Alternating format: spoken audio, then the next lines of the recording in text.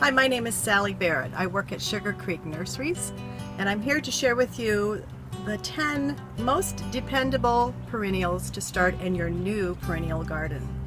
A perennial is a flowering plant that comes back every year. So the ones I would highly suggest would be, we start with your Leucanthemum Shasta daisies. Typically your Shasta daisies are white, and the one that is seen in most gardens around here is Becky. Becky is pretty tall, I would say almost at about your hip length. Maybe that's like 32 inches tall.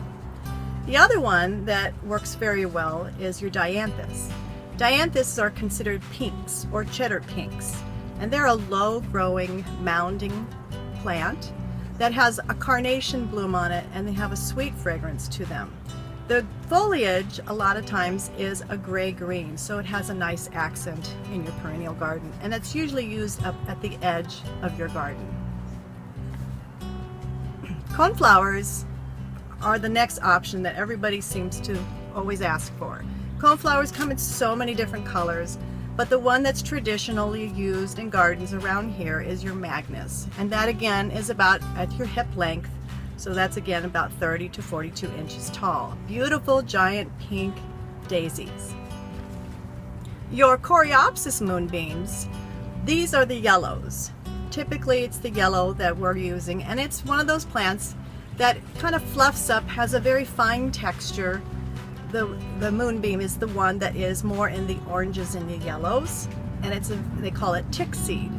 But this one will get maybe between 18 inches to 24 inches. And that's a great yellow that blooms a lot and for a long time. Your Cranesbill Geraniums, this is not the geranium that we always think about buying like at Walmart. This is the geraniums that is more of considered a mounder. It can be as very low, like a little ground cover, to a very large, I would say 22 inches, round mounding, sprawling. It can have that shape to it, but gorgeous violet colors and purples. And it's a pretty one. That is one that you could trim back a little bit, and it might just rebloom for you in the later part of the summer. Back to the daisies, you have the Calomiris. The Calomiris Blue Star is a beautifully fine textured perennial that has a small blue daisy on it, and very fun and dependable. Again, sometimes you can get a second bloom from that one. Your Indian Summer Rudbeckias and your Black-Eyed Susans. Here again, this is a later blooming perennial, typically in late summer, so that gives us a lot of rich color, rich yellows, and there are quite a number of varieties in there. The one that self-seeds most of the time is your Black-Eyed Susan, but the larger blooming giant yellow daisies that can actually extend into fall are the Indian Summers. Salvias, you need blue in your garden. Salvias and Veronicas, those are two that have a spike type bloom. And again, most of your salvias are in blues, ranging into the purples. There are some pink ones and some whites.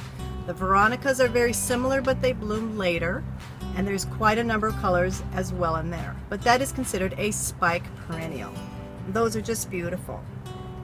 Asters would be my final suggestion.